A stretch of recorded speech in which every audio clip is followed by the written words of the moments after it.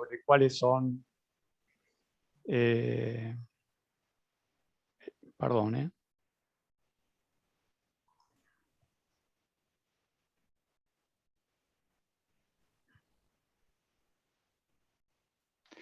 bueno, les comentaba que hay diferentes publicaciones con respecto a que hay distintos consensos sobre cuáles son los extendidos de sangre que tenemos que mirar. Estos equipamientos no resuelven la citomorfología.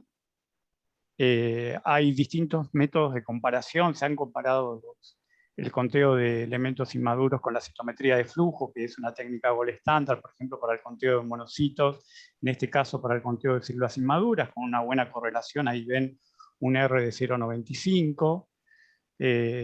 Para este contador hematológico, el conteo de inmaduros con respecto al diferencial manual, o sea, la citomorfología vista en flote de sangre periférica, también una buena correlación de 0,90.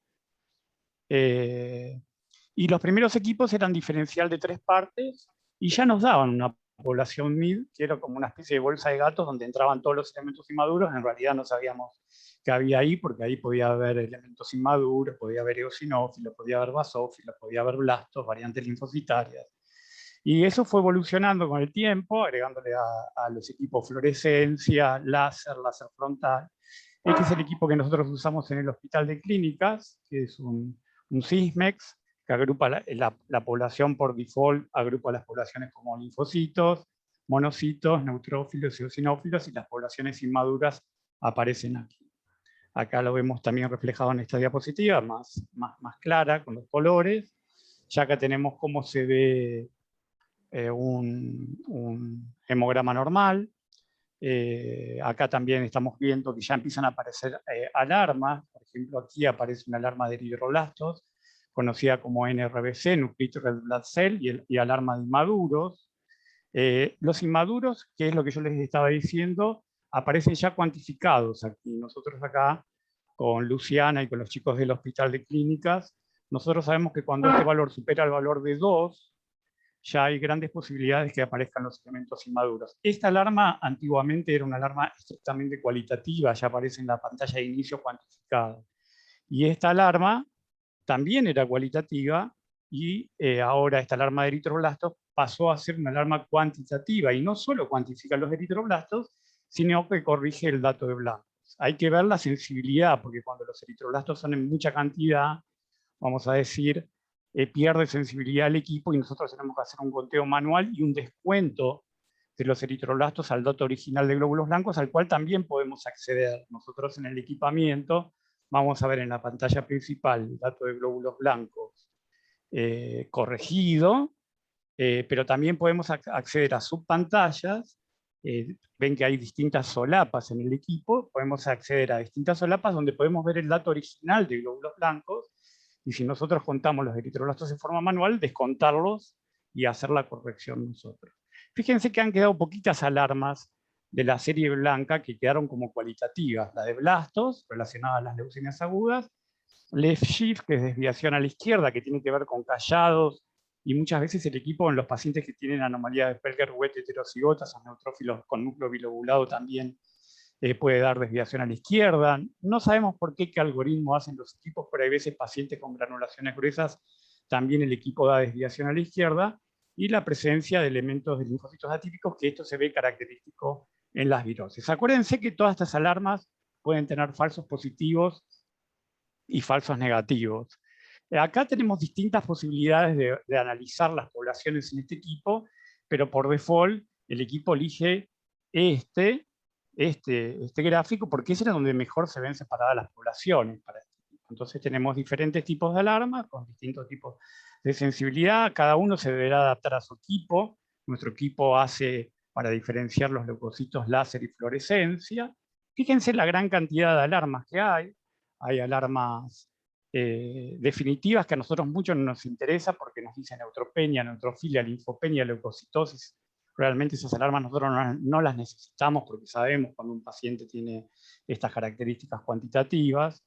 Sí nos interesan este tipo de alarmas: blastos, que quedó como cualitativa; inmaduros, que les acabo de decir que está cuantificado, desviación a la izquierda; linfocitos atípicos, linfocitos anormales, blastos, eritroblastos que está cuantificada, y tienen glóbulos rojos resistentes a la lisis, que es muy común en los pacientes pediátricos, que también el equipamiento puede confundirlos con glóbulos blancos. Por eso el equipo hace una lisis extendida de la muestra. Acá fíjense, ven cómo se van agrupando las células con respecto al histograma normal. Acá están las inmaduras, atípicos, blastos, posibilidad de eritroblastos, aunque el equipo, este equipo también tiene un canal de elementos nucleares totales. Todos los leucocitos, todo lo que ocupen acá son todos los leucocitos totales. Es el canal de basófilos. A la izquierda podría aparecer, si hubiera eritroblastos, acá no los hay, la población de eritroblastos, y encima el canal de basófilos, ¿no? Este es fíjense la gran cantidad de alarmas que hay. Dice que el escategrama es anormal, hay inmaduros, hay desviación a la izquierda, todo esto tiene que ser confirmado con el extendido, ¿no? Fíjense, esta población que está por encima de los neutrófilos indicaría la población de inmaduros, y cuando nosotros vamos a esas solapas que les decía, fíjense cómo el cuadro que queda verde por encima de la línea de lectura se pone rojo diciéndonos, ojo, hay desviación a la izquierda, ojo, hay blastos. Después nosotros lo tenemos que confirmar con los extendidos. Muchas de estas diapositivas me las ha compartido mi amiga y mi compañera de trabajo, Luciana. Acá tienen los elementos inmaduros que coinciden. Acá tienen el diferencial morfológico, ¿no? Observado en el frotis. El equipamiento dio presencia de elementos inmaduros, y cuando nosotros observamos al frotis, fíjense la población de inmaduros, y en el frotis cuando miramos vimos los mielos, metamielos, callados, ¿sí? Acá también tenemos neutrófilos tipo Pelger, el equipo da desviación a la izquierda, left shift, neutrófilos con granulaciones gruesas, vuelve a dar desviación a la izquierda, linfocitos atípicos con una fórmula invertida, y aparecen linfocitos atípicos. A veces da la alarma y no aparece nada. Acuérdense que puede haber falsos positivos y falsos negativos. Acá tenemos un paciente con una clásica leucemia linfática crónica, linfocitosis, sombras de Gumbrich. Todo este sombra de Gumbrich, esto no lo resuelve el equipo, y nos está dando una alarma falso positivo de blastos, porque es poco probable que en una LLC haya blastos. De hecho, este paciente no los tenía. Acá tenemos un paciente que es una leucemia aguda, 104.000 blancos. Nosotros asociamos aparte la leucemia aguda con que el paciente aparte tiene una anemia severa y tiene, vamos a decir, una anemia severa y tiene una plaquetopenia severa, muchas veces, en este caso 70.000 plaquetas. Fíjense que en el histograma el equipamiento no puede diferenciar, ven que ya no hay colores en el ploteo, y entonces no sabe lo que son esas células. El equipo marca 84% de monocitos, 83% de monocitos, y en realidad, cuando con los chicos del hospital vemos el frotis, nos encontramos. O sea que cuando tenemos pacientes que tienen IG muy aumentados y pacientes que tienen monocitosis muy sugestiva, pacientes que el equipo no puede leer, nosotros en el extendido siempre nos terminamos chocando con, ven, aquí también no puede leer, miren la cantidad de alarmas que da el equipo, blastos, y la cantidad de alarmas que da. Muchas veces nos chocamos con una leucemia mieloide crónica. Fíjense que acá no hay plaquetopenia, acá no hay anemia. Los pacientes con LMC generalmente cursan con plaquetas aumentadas y no están anémicos. 88.000 glóbulos blancos con cantidad de alarmas de inmaduros, desviación a la izquierda. Este es otro paciente con una leucemia mieloide crónica. 145.000 glóbulos blancos, 36% de IG, ¿sí? Y tiene una ligera anemia y tiene plaquetas normales. Fíjense este paciente, pancitopenia severa, 280 glóbulos blancos, 6.000 plaquetas. Estos son pacientes que con los chicos, con Luciana y con los chicos del hospital, nos chocamos todos los días, porque son pacientes generalmente pretrasplante o que están para la zona de trasplante de médula, o tienen una pancitopenia por otra causa. Nosotros estos pacientes los informamos fórmula leucocitaria, si la llegó a leer, como en este caso, realizada por el contador hematológico, porque es imposible que la podamos ver por el frotis. Entonces dijimos que la pseudoleucocitosis, la interferencia de haber leucocitos que más o menos que no lo son por los eritroblastos que han ahí, que han visto. El equipo permite leer los eritroblastos en la zona de conteo de elementos nucleares totales. Esta zona que está acá violeta son los eritroblastos, no aquí, los vemos aquí como una zona más violeta, y arriba el canal de basófilos. El equipo lee con un reactivo fluorescente. Recién acaba de hablar Luciana de un reactivo fluorescente que se une a RNA para los reticulocitos. Este es un reactivo fluorescente que se une a DNA, ¿sí? Y permite contar los eritroblastos y descontarlo. Acá tienen un caso real, 26% de eritroblastos. Ya hizo el descuento, o sea, estos 15.400 glóbulos blancos ya están corregidos y están cuantificados. Eso es un avance en el tema de, vamos a decir, en el avance de la tecnología. Este es un canal IMI que tiene la serie XC, estos son equipos más evolucionados, basado en la característica de las membranas.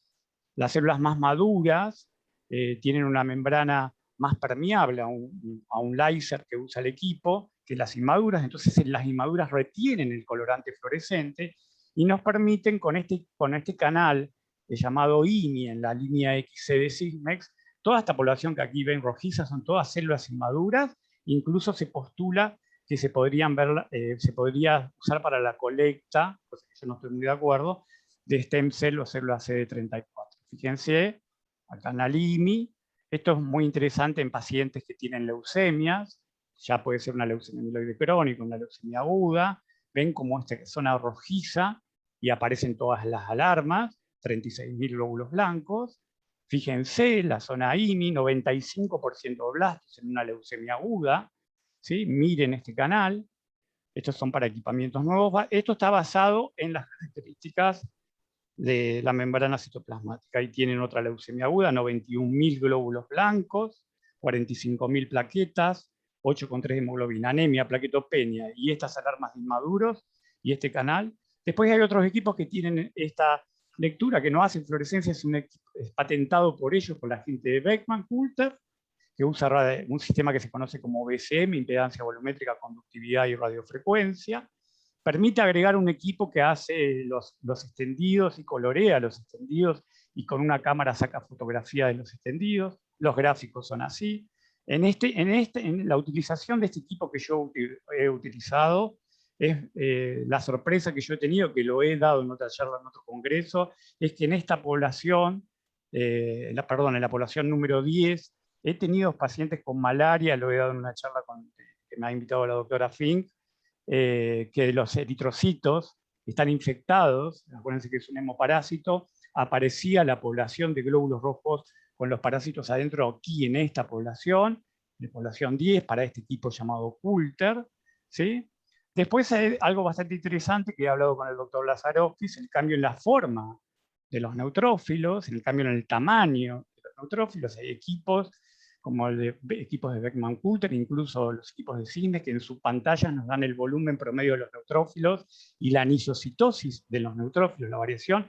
Esto es muy interesante porque previo a ver un cuadro séptico o infecciones bacterianas, el aumento del volumen de neutrófilos, como que el neutrófilo se hincha por las citoquinas proinflamatorias y empieza a haber como una variación en el tamaño de los neutrófilos, hay un aumento en general del tamaño de los neutrófilos, y esto lo podemos asociar, justamente estaba hablando con el doctor Lazarovsky, con la formación de NETs, que está muy evolucionado, más allá de los contadores hematológicos, que son esas trampas extracelulares para neutrófilos, y con un marcador que queremos estudiar en nuestra cátedra, es un receptor que hay en los neutrófilos para C5A, que se mide con el monoclonal CD88, que previo a que el paciente entre en un cuadro séptico, ese receptor disminuye drásticamente en los polimorfonucleares y es un indicativo de que el paciente va a entrar en un cuadro séptico. Miren la gran cantidad de índices nuevos que se pueden medir en el tema de los neutrófilos. Acá tenemos otros equipamientos que dan variantes linfocitarias. Acá tenemos equipamientos más antiguos que ya daban inmaduros, pero no cuantificaban, y se veían en los extendidos, alarmas de NRBC, una leucemia aguda. Fíjense que ya el equipo más antiguo daba alarma de blastos, otra presentación de blastos, leucemias mieloides crónicas, donde en el extendido se veían 72.000 glóbulos blancos, ¿sí? Y en el diferencial veíamos que se trataba de una leucemia mieloide crónica. Acá tenemos una en tratamiento con blancos disminuidos.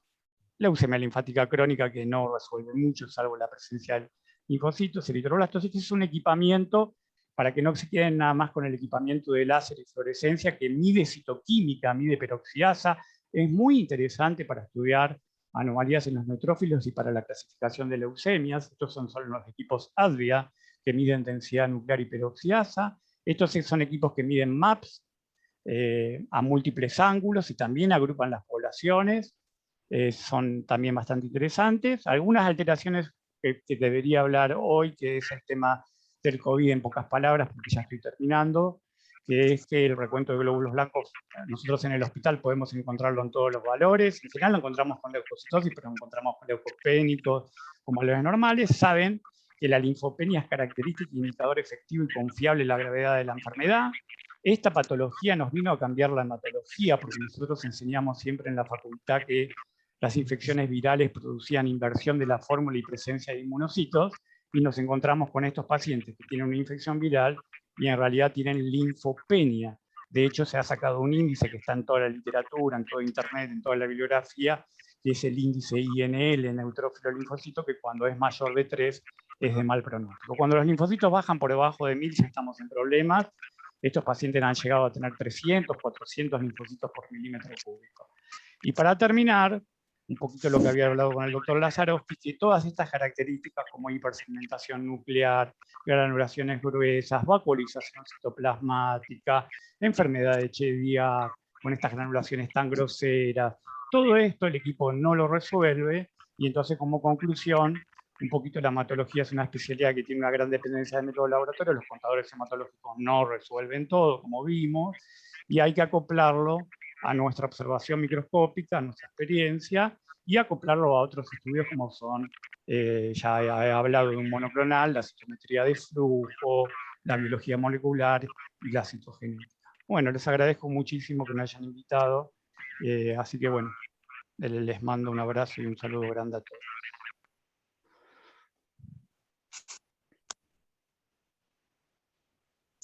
Muchas gracias, doctor Carbia. Bueno, le vamos a dar la palabra a la doctora Fabiana Alberto, que ya fue presentada por el doctor Alberto Lazarovsky. Así que, Fabiana, adelante.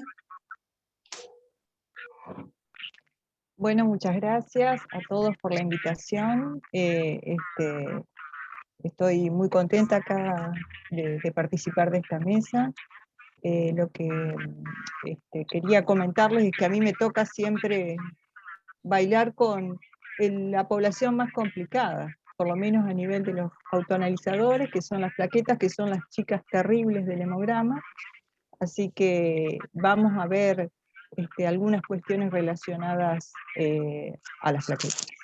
Bueno, en primer lugar, simplemente repasar que las plaquetas son esenciales en el proceso hemostático, en lo que se considera el proceso hemostático primario, que es el fundamental en los vasos de pequeño calibre. Y esto es importante porque ya un sangrado de tipo cutáneo mucoso nos va a orientar hacia la interpretación de qué alteración vamos a buscar. Hemostasia primaria, factor von Willebrand y plaquetas. Y dentro de las plaquetas puede ser una alteración funcional o una disminución en el número. Y lo que vamos a tener muy a mano para realizar en primera instancia va a ser una valoración del número de plaquetas.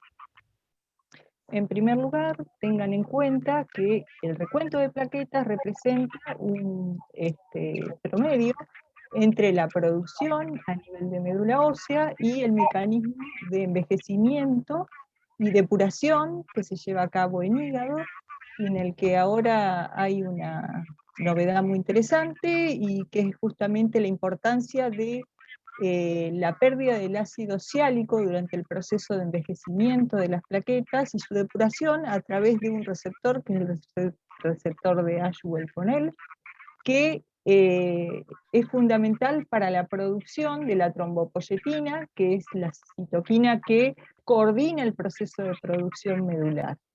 Este es un concepto relativamente nuevo, y bueno, y que hay que poner en valor para interpretar también no solamente los recuentos, sino las respuestas al tratamiento.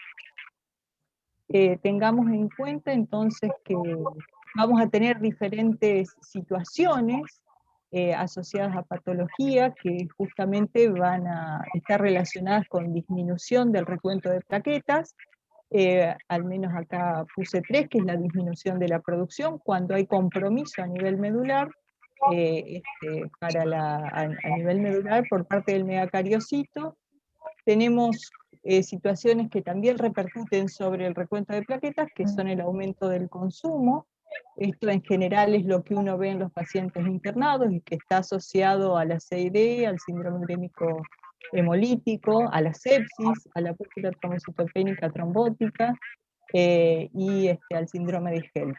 Y por otro lado, también la disminución del recuento de plaquetas puede estar asociado al aumento de la depuración, que son los mecanismos clásicos asociados a las púrpuras trombocitopénicas inmunes. Y lo que hay que tener en cuenta es que a veces coexisten varios de estas situaciones. Y bueno, me olvidé de una, que es la cuestión dilucional en pacientes que han perdido mucho volumen de sangre, sobre todo en la atención de urgencia, por la reposición de plasmática, o sea, por la reposición de componentes plasmáticos, de hemocomponentes, puede haber un recuento de plaquetas disminuido. Lo que es importante es contextualizar la situación del recuento de plaquetas disminuidos y en los pacientes que están internados con enfermedades críticas, entre un 35 a un 40% de los pacientes presentan trombocitopenia. En realidad la trombocitopenia sostenida, o sea, el recuento disminuido de plaquetas por más de 4 días, sin importar la causa que la produzca, se asocia de manera independiente a mortalidad.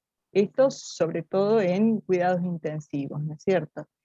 La cuestión es que cuando uno se presenta en una situación de cuidados intensivos y tenga una disminución del recuento de plaquetas, la relevancia clínica intuitiva es la predisposición al sangrado. Por supuesto que hay diferentes diagnósticos diferenciales, pero en líneas generales, recuentos comprendidos entre 30 y 50.000 indican transfusión de plaquetas si el paciente presenta sangrado activo o riesgo de sangrado. Y con recuentos inferiores a 10.000 se transfunden plaquetas de manera independiente de la presencia o ausencia de sangrado.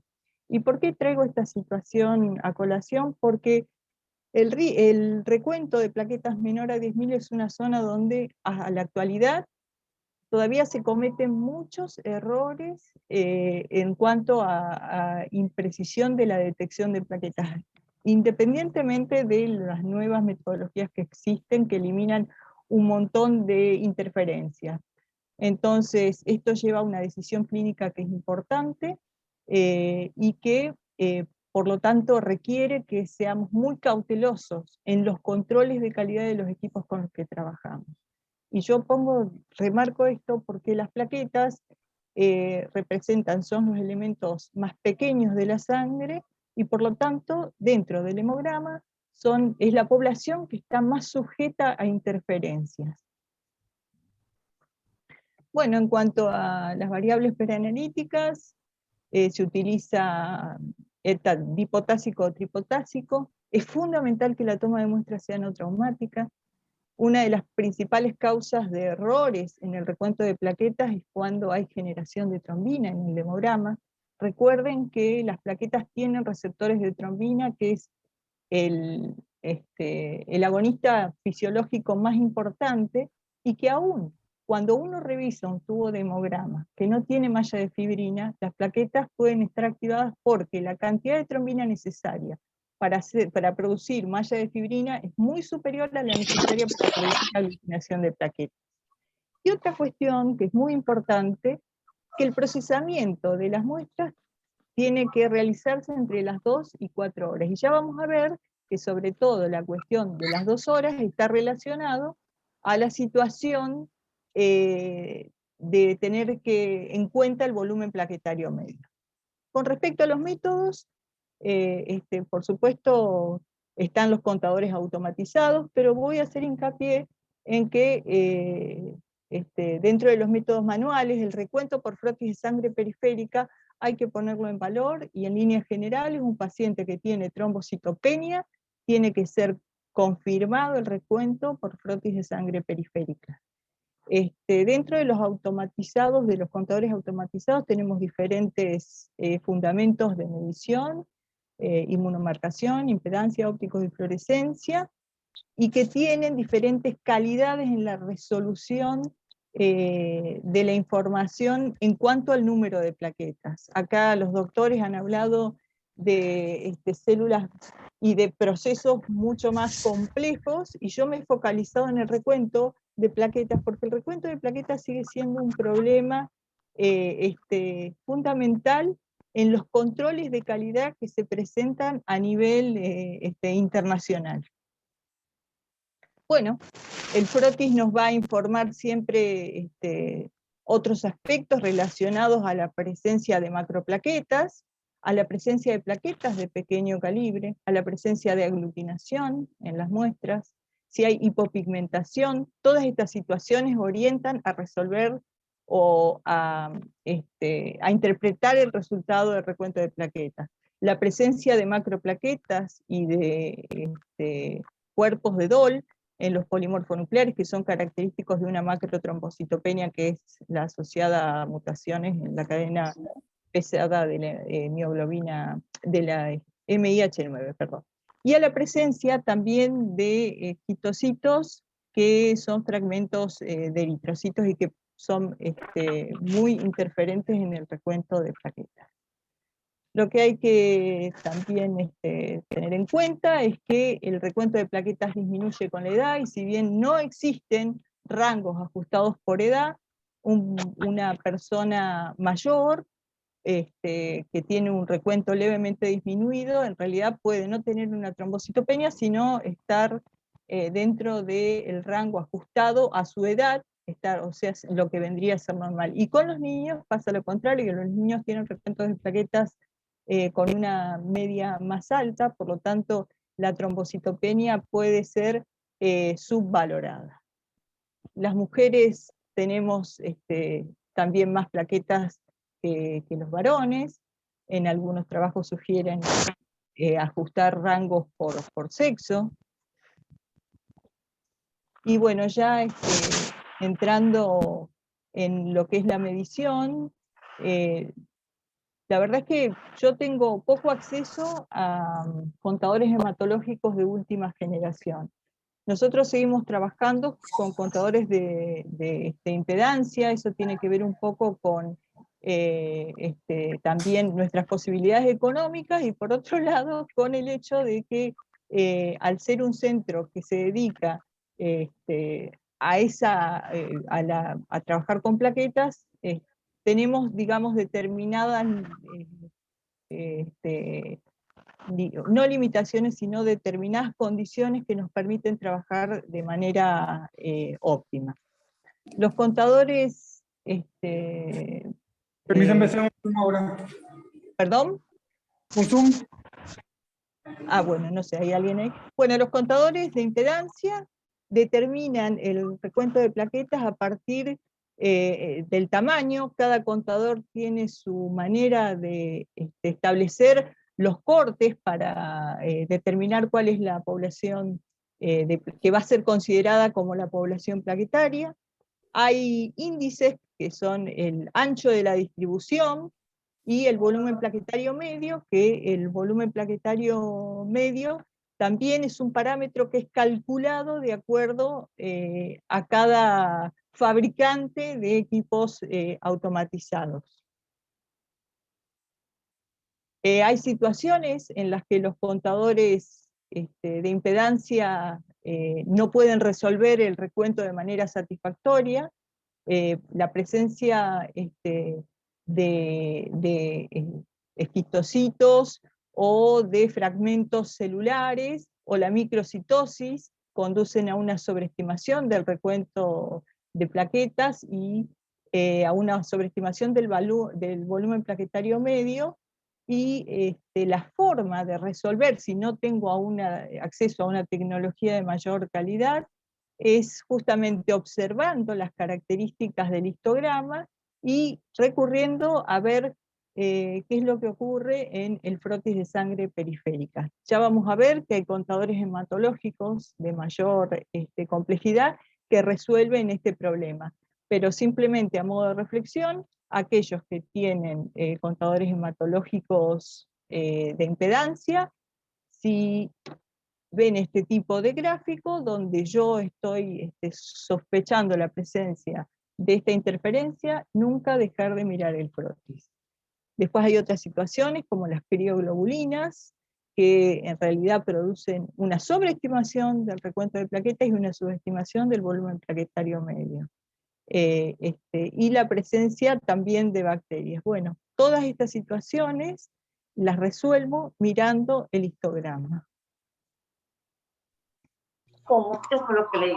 Bueno, después tengo situaciones que me producen subestimación del recuento de plaquetas, y eso es la presencia de macroplaquetas o agregados plaquetarios. La causa más frecuente de la presencia de agregados plaquetarios o de este tipo de interferencia es la toma de muestra traumática. Hay otras macrotrombocitopenias que producen clamping o aglutinación, como el von Willebrand de tipo 2B, y una situación que se produce ex vivo y que es una causa de un error de laboratorio, que es la trombocitopenia inducida por el anticoagulante. En cuestión de los histogramas, este tipo de histograma donde uno ve el corte sin que se resuelva la población, nos sugiere la presencia de macroplaquetas, y también la presencia en el histograma de blancos de lo que se llama un shoulder, una espaldita, próxima al corte donde se inicia el recuento de linfocitos, ¿no? La caracterización de la población de linfocitos. Entonces, frente a esta situación, también la resolución es mirar el frotis, donde vamos a corroborar si esto está producido por macroplaquetas, por trombocitopenia por ETA o por algún otro tipo de situación que produce clamping. La trombocitopenia por ETA, rápidamente, es un problema que es más frecuente de lo que uno cree. Son pacientes que tienen anticuerpos naturales, en general de tipo IgM, que cuando entran en contacto con el ETA y se produce la exposición de lo que vendrían a ser epitopes crípticos presentes sobre el complejo 2B3A, esas IgM naturales producen aglutinación de las plaquetas y por lo tanto interferencia en el recuento. Entonces la alternativa frente a la sospecha de una trombocitopenia por ETA, que la voy a tener porque miro el frotis que tomé antes sin anticoagulante cuando hice la toma de muestra, y ahí las plaquetas se distribuyen de manera normal y no hay trombocitopenia, es volver a hacer una toma de muestra con otro anticoagulante como el citrato, que en general tiene una menor capacidad de aglutinación en estos pacientes. De todos modos, cada paciente se comporta de manera individual, así que lo más importante es realizar un recuento rápido una vez de realizada la toma de muestra para minimizar el error de formación de clamping y poder generar o brindar un resultado a los pacientes. Bueno, después aparecieron más o menos hace 20 años los contadores que ya incluyen 2 canales de medición y donde ya tengo 2 propiedades para definir la población plaquetaria, como el tamaño y la complejidad. Este tipo de tecnología realmente permite solucionar sobre todo los problemas relacionados a la presencia de microcitos o fragmentos de glóbulos rojos, y también de algunos fragmentos celulares. Luego han entrado al mercado los contadores que tienen, aparte de tener las mediciones de dispersión de luz, incorporan la medición de un colorante de fluorescencia, que me permite discriminar, como contó Luciana, se une al ARN de las plaquetas y entonces nos permite obtener una población mejor definida y por lo tanto resolver no solamente los problemas de la presencia de la microcitosis o los fragmentos de Matías, sino también resolver el problema del recuento de plaquetas en presencia de macroplaquetas. Es decir, que este tipo de tecnología genera valores más próximos a los reales en las situaciones de macrotrombocitopenia. Después, bueno, esto es un contador de última generación que usa dispersión de luz en 7 ángulos diferentes para medición, con lo cual permite discriminar perfectamente la población de plaquetas, de lo que vendrían a ser la microcitosis, y por otro lado también resolver de una manera satisfactoria la presencia de plaquetas reticuladas y de macroplaquetas en la población del hemograma.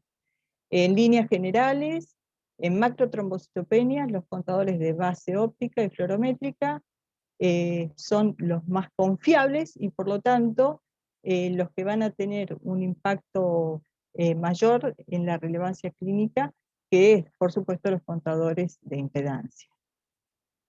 Finalmente, dentro de las técnicas, la técnica de inmunomarcación es la que se considera un método de referencia, es poco aplicada a nivel de lo que es la tarea de trabajo clínico de laboratorio, porque es una técnica que involucra la citometría de flujo, se utilizan 2 marcadores que reconocen 2 glicoproteínas de las plaquetas, el CD41 y el CD61, y nos permite resolver todos los problemas de interferencias que fueron planteados anteriormente.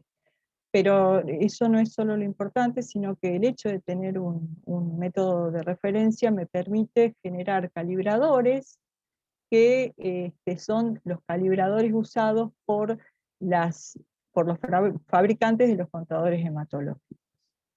Este tipo de metodología es extremadamente útil, sobre todo en pacientes que tienen recuentos de plaquetas menores a 20.000 y se requiere tener una decisión clínica de transfusional de manera profiláctica, sobre todo porque evita el abuso de la terapia de reposición, que en realidad predispone a una serie de situaciones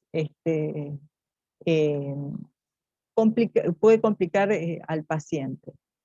A nivel de lo que son contadores hematológicos, hay uno que es el Celdin Sapphire, que también permite detectar las plaquetas por inmunomarcación y solo usa un inmunomarcador que es el CD61, y que también podría considerarse un método de referencia, pero exige que uno que haga una medición de manera independiente de la medición del hemograma y tiene que contar, por supuesto, con los reactivos necesarios.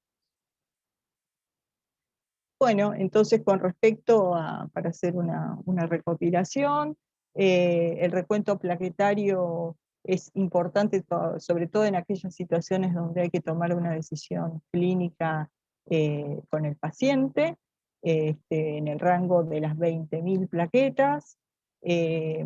Después, por supuesto que uno tiene que conocer el material, las características de los equipos con los que trabaja y las limitaciones de los equipos con los que trabaja. Siempre vamos a mirar un frotis de sangre periférica, sobre todo si el paciente no tiene antecedentes y es una situación que implica que de alguna manera implica alguna decisión clínica.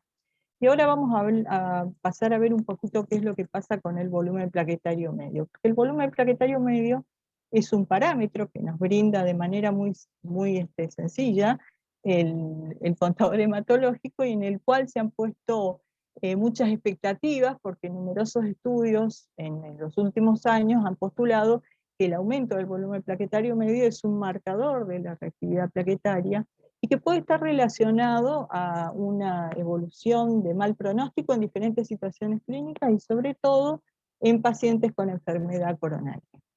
Sin embargo, en el momento actual, el volumen plaquetario medio solo se utiliza en el diagnóstico diferencial de los trastornos trombocitopénicos.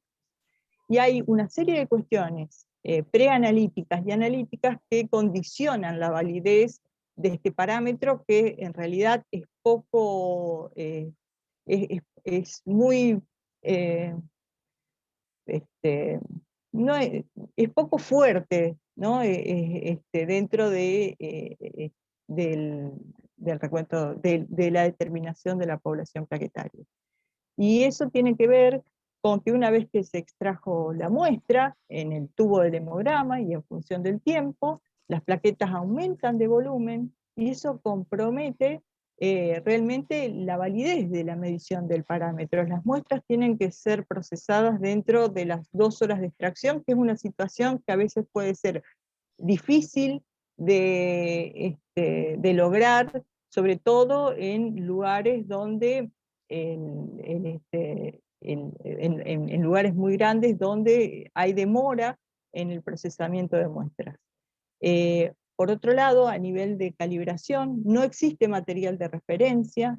Sí existía para el recuento de plaquetas, para el volumen plaquetario medio no hay material de referencia, de modo que el valor que reporta el fabricante es dependiente de los materiales que empleen ellos para realizar el proceso de calibración, y que por otro lado los cálculos para medir el volumen plaquetario medio cambian de acuerdo también al fabricante, que utilizan diferentes inferencias matemáticas para calcular este parámetro a partir de los resultados crudos.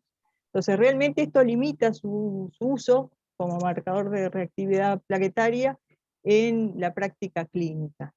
Y una de las sugerencias es que cada laboratorio debe establecer su rango normal de volumen plaquetario medio, incluyendo un número apropiado de sujetos de ambos sexos, todos los grupos de edad, y si se quiere encarar un estudio poblacional, también ver qué es lo que pasa en los diferentes grupos étnicos, dado que el volumen plaquetario medio, como el recuento de plaquetas, tiene una carga de determinación genética, y además de eso hay diferencia también entre sexos. Así como las plaquetas aumentan en las mujeres en relación con los hombres luego de la pubertad, el volumen plaquetario medio de las mujeres se mantiene estable a lo largo de por lo menos hasta los 65 años, ¿no? Esto en población normal. Así que bueno, hay una serie de cuestiones que todavía tenemos que resolver para poder utilizar este parámetro. Como les dije, la única utilización clínica que está aprobada es para la caracterización de las trombocitopenias hereditarias. Las trombocitopenias hereditarias es un grupo de alteraciones que se manifiestan en el recuento de plaquetas, que son mucho más frecuentes de lo que uno cree. Muchas veces se confunden con púrpura trombocitopénica idiopática, y el dato más importante es justamente el antecedente familiar de que exista trombocitopenia, dado que estas condiciones tienen patrones de herencia en algunos casos que son autosómicos dominantes, y por lo tanto la prevalencia va a ser más alta de lo esperado.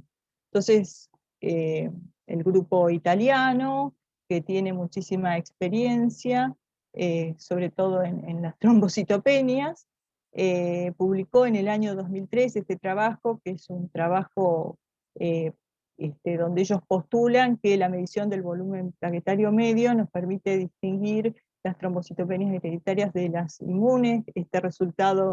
Este trabajo es un trabajo multicéntrico que fue realizado luego de un trabajo del grupo italiano en su centro en su centro de atención, y lo que ellos concluyeron, en realidad fíjense que el volumen plaquetario medio está expresado en %, porque lo que ellos hacen es una especie de armonización para expresar el resultado, lo expresan como un porcentaje de aumento o disminución con respecto a la media normal calculada por cada lugar que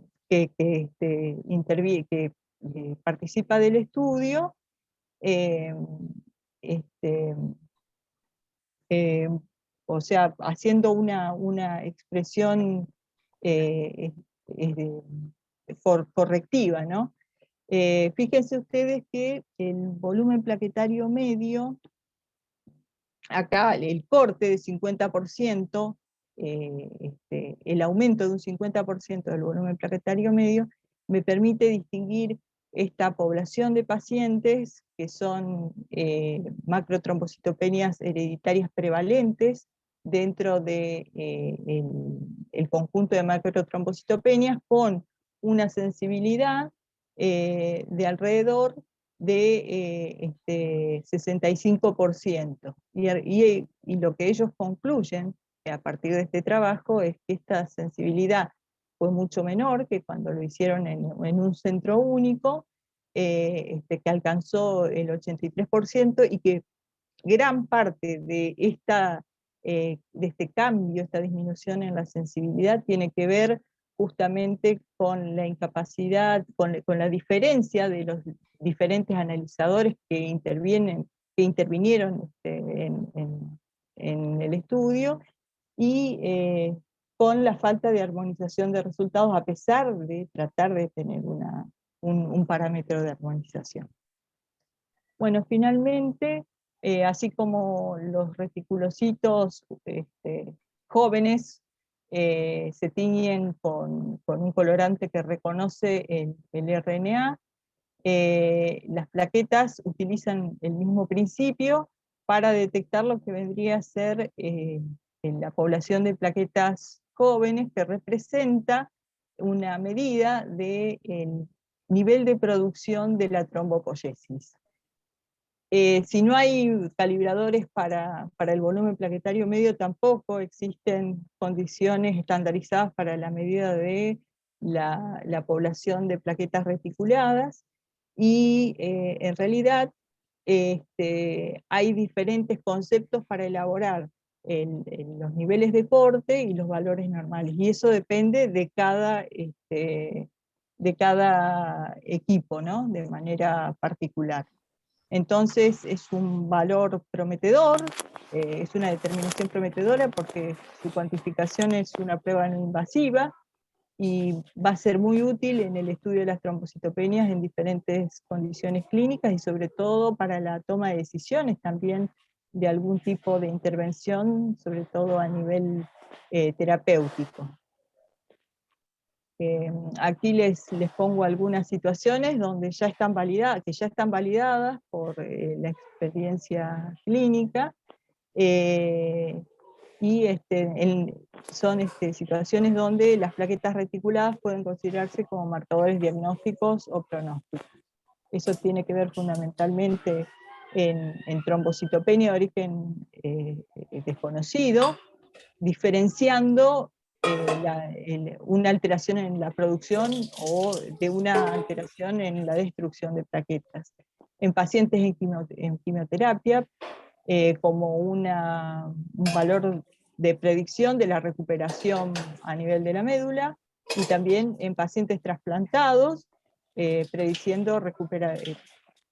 generando un valor predictivo sobre la recuperación de la médula. Hay muchos, en la actualidad hay muchos trabajos desarrollados en otras condiciones clínicas, donde también están midiendo plaquetas reticuladas, pero bueno, vamos a ver qué es lo que ocurre, sobre todo a las posibilidades de armonización de estas técnicas.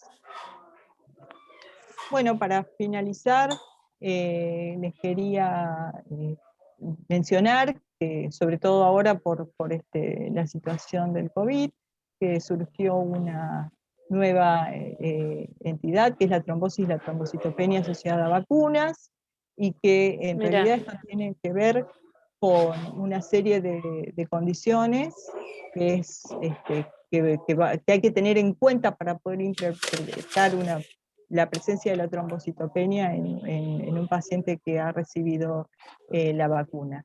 Entonces, el intervalo post-vacunación en general es entre 4 a 30 días, fundamentalmente con la primera dosis. La trombocitopenia es una trombocitopenia marcada. Los recuentos son de alrededor de 20 por 10 a la 9 por litro, o sea, 20.000 plaquetas. Esto se asocia a la presencia de aumento del dímero D, lo que nos habla de que hay un proceso de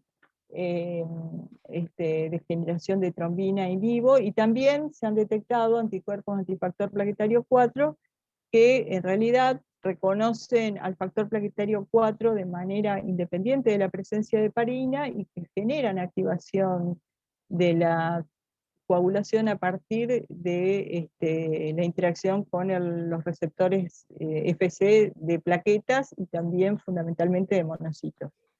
Y para finalizar vamos a pasar un anuncio, que es la reunión científica, la tercera reunión científica del Grupo CAT, que va a ser el viernes 27 de agosto, que falta muy poquito, donde justamente se van a discutir estos temas y que sería muy interesante que pudieran participar. Bueno, muchas gracias a todos por la espera.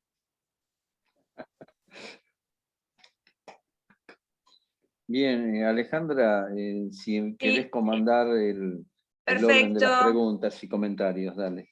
Bueno, muchas gracias Fabiana, muchas gracias Luciana y Claudio por las presentaciones. Tienen unas cuantas felicitaciones en el chat si después las quieren mirar.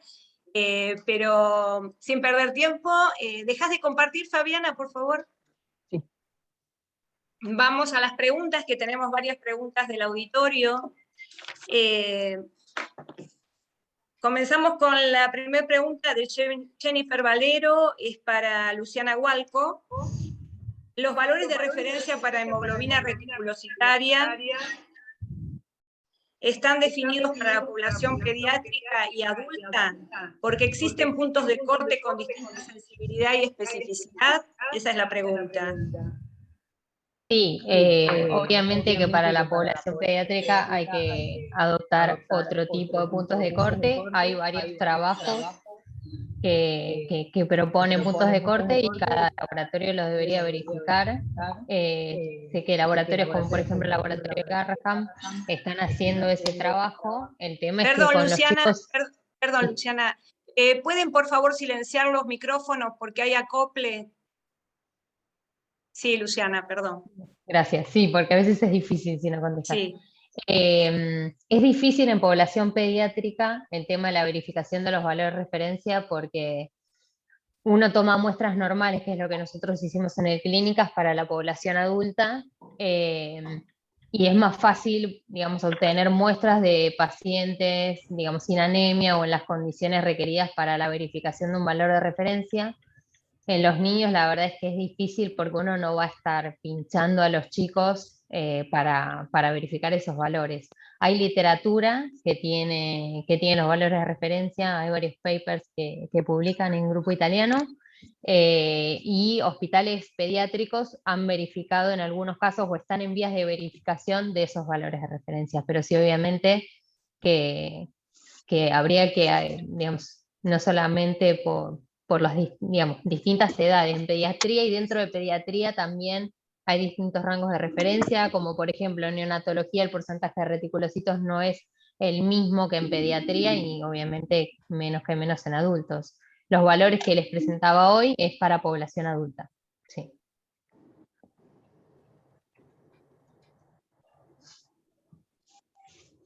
Estás muteada, Alejandra. Gracias. La pregunta continúa y dice, además dependiendo del autoanalizador, ¿va a cambiar la metodología para la determinación de hemoglobina reticulocitaria y por ende podrían compararse entre sí? Hay varios autoanalizadores disponibles que tienen para el recuento de estos nuevos parámetros. Los dos más utilizados son el Abbott Zafir, ¿sí? Que tiene el contenido de hemoglobina reticulocitaria, y el Sysmex, que es el de hemoglobina reticulocitaria. Son comparables, hay varios, no sé si varios, pero hay un trabajo donde compara. De hecho, Sysmex, cuando saca su hemoglobina reticulocitaria, en un apartado hace referencia a que son comparables. Obviamente que si uno lo toma en el seguimiento de un paciente, siempre es preferencia no solamente usar la misma metodología, sino seguir el mismo laboratorio, por una cuestión de condiciones, ¿no? Pero sí son comparables entre sí el contenido de hemoglobina reticulocitaria en estos dos equipos, sí. No sé si había otra pregunta de esa, además. Ale. Sí, ya estoy. Gracias, Luciana. La otra pregunta es de la doctora Marisa Quiroga y dice, ¿cuál es el valor de corte en porcentaje de IG para seleccionar, mirar el frotis del paciente? En realidad podría contestar Claudio. Claudio, Sí, bueno. La pregunta, sí. Sí, nosotros tenemos un corte que lo tenemos nosotros en el Hospital de Clínicas para nuestro equipamiento, que nosotros tenemos un XN1000 de Sysmex, y que es 2. Hasta cuando supera el número 2, ya hay muchas posibilidades de encontrar elementos inmaduros. Cuando tenemos leucemia amiloide crónica, incluso leucemias agudas, esos valores van a 36, 40, 45, 28, valores muy altos. El valor de IG es un valor que usamos mucho nosotros en el laboratorio con Luciana y con los chicos de laboratorios. Es por encima de 2 para nuestro equipamiento, ¿no? Perfecto, creo que está contestada. Y la otra pregunta es una pregunta que en realidad es un poco general, es de la doctora Janina Bachino, y dice, ¿qué han visto en muestras con pacientes COVID positivo? O sea, no se refiere a algo específico, es un poco general, si alguno quiere hacer algún comentario, o si la doctora Bachino quiere precisar a ver a qué se refiere. En cuanto a los índices reticulocitarios, no he buscado, no hay nada en particular de esto, salvo en las anemias hemolíticas que se generan, digamos, pero no es más que el reflejo de una anemia hemolítica. No hay nada en particular de COVID. En nuestra experiencia en el hospital, la verdad es que no le han pedido muchos reticulocitos durante la etapa COVID y no a los pacientes que solamente tenían COVID, digamos. Solamente en el estudio de la anemia en el caso de algún paciente. Eso respecto a índices reticulocitarios. Claudio, ¿querés agregar algo? Sí, con respecto a, yo comenté en mi charla que lo más importante es la linfopenia, que nos cambió todo lo que yo estuve enseñando 30 años en la facultad, me lo cambió todo, porque nosotros preguntábamos en la facultad qué espera ver en una infección bacteriana, neutrofilia, qué espera ver en una infección viral, inmunocitos y fórmula invertida. Bueno, acá no tenemos una fórmula invertida, acá tenemos linfopenia. Esos neutrófilos son interesantes para estudiarlo por la tormenta de citoquinas, por lo que hablé del volumen del neutrófilo, por las NETs y por lo de que hablamos del marcador monoclonal CD88 para citometrías, muy interesante, es un receptor para C5A que está en los polimorfonucleares, pero eso se tendría que estudiar con otra metodología. Sí, no puedo hablar mucho de morfología, vamos a decir, mi experiencia en el hospital de clínicas, porque nosotros por protocolo, con los chicos del laboratorio, se decidió que los pacientes COVID-19 nosotros no íbamos a mirar los extendidos por cuestiones de bioseguridad, cosa que es discutible o no discutible, pero bueno, no tuvimos la experiencia, y acá tengo a Luciana de testigo, de poder ver los extendidos, pero por bibliografía se ha reportado la observación de algunos linfocitos atípicos dentro de esa linfopenia, de linfocitos atípicos, linfocitos más grandes granulares relacionados con natural killer. Y bueno, nosotros usamos la linfopenia y la proteína C reactiva, la ferritina, la procalcitonina, el dímero D, que es de todos los que hemos estado dando acá las charlas, como vamos a decir, factores de alto riesgo para que el paciente tenga una falla multiorgánica, ¿no?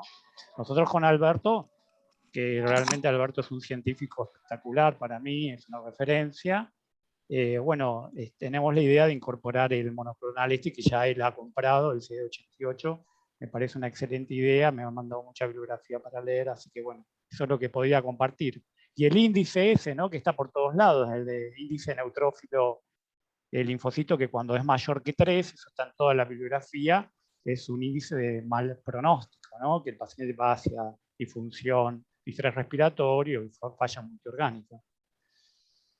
En cuanto a la ferritina que dijiste, Claudio, que ya te dejo, Fabiana, que usan la ferritina también como reactante de fase aguda, ¿no es cierto? Porque no nos está diciendo nada a nivel hematológico, ¿no? Sí, la ferritina, nosotros lo estamos usando, se sabe que es un reactante de fase aguda. Hemos tenido pacientes, piensen que una ferritina es de 16 a 120 y de 20 a 300 nanogramos por mililitro, tanto para mujer como hombre. Hemos tenido pacientes, yo recuerdo, ¿no? Trabajando con el doctor Gustavo Bertotti, con Luciana y con Natalia Borg y con todos los chicos del laboratorio, hemos tenido pacientes que me acuerdo que hemos tenido que diluir 2 veces, o sea, no solo la dilución del equipo, sino que diluir afuera 1:10 y después poner en dilución 1:10 el equipo, porque la ferritina tuvo valores de 19.000, 20.000 nanogramos por mililitro en pacientes que han fallecido por COVID. Me parece interesante, nosotros tenemos un protocolo bastante interesante en el hospital, todavía no se ha hecho todos los análisis de los datos, pero me parece que la ferritina es, como siempre, inespecífico, pero es un buen parámetro, nos fue un parámetro muy interesante en los pacientes con COVID-19. Seguro, hemos aprendido mucho porque lo mismo nos pasó con un marcador como el dímero D, donde nunca habíamos encontrado los valores que hemos visto y tuvimos que diluir y diluir, también lo mismo que pasó con ferritina. Alejandra, bueno, le dejo la palabra a Fabiana. ¿Hablaste, Alberto? Un segundito antes que hable Sí. Fabiana de la parte de esto de COVID y plaquetas y demás, agregar un comentario a lo que mencionó Claudio, que es cierto que por la limitación metodológica puestas en el hospital no pudimos hacer la experiencia morfológica, pero está descrito en distintos papers internacionales cómo se observa a los neutrófilos en procesos de degradación propia que entran en apoptosis con núcleos muy arriñonados, polisegmentados, pero no como la típica polisegmentación, sino núcleos bien apoptóticos con cuerpos de Howell-Jolly dentro del glóbulo blanco, dentro del propio neutrófilo, y anomalías de todo tipo. Es decir, que la morfología también nos está indicando algo muy interesante que los equipos no detectan. Y respecto al CD88 bajo, que es un marcador que se hace por citometría, tiene un parámetro, es un parámetro que nos predice en 48 horas la muerte del paciente. Eso podría ser un indicador importantísimo de una terapia inhibidora del complemento, como el eculizumab, para evitar el fallo múltiple de órganos que está inducida por la acción del complemento en todos los tejidos. Las NETs y la acción plaquetaria y las trombosis, en definitiva, es toda una cascada multivariable donde se podría abortar por este sistema. Por eso tan importante esta determinación. Después seguimos hablando. Alejandra. Perfecto. Fabiana. Sí, lo que yo quería comentarles es que las plaquetas en los pacientes que no están graves. Aparentemente, las plaquetas no tienen receptores para COVID y si bien es una virosis, no se asocia a freno medular, por lo tanto las plaquetas permanecen en valores disminuidos, sobre todo en los pacientes internados, alrededor de 100.000, 120.000 plaquetas. No hay descensos más pronunciados, salvo en los casos severos donde se instala una microangiopatía, ¿no es cierto?, a nivel de lo que es el órgano diana, que es el pulmón, donde en pacientes que han fallecido se han encontrado en estudios de biopsias pulmonares la presencia de megacariocitos, formando parte de los microtrombos de los vasos sanguíneos, ¿no?, que en definitiva comprometen el proceso de funcionamiento del pulmón al ser tan masivos, ¿no? Entonces, bueno, y queda por definir el impacto que eso tiene sobre la microangiopatía a nivel de lo que es microcirculación pulmonar.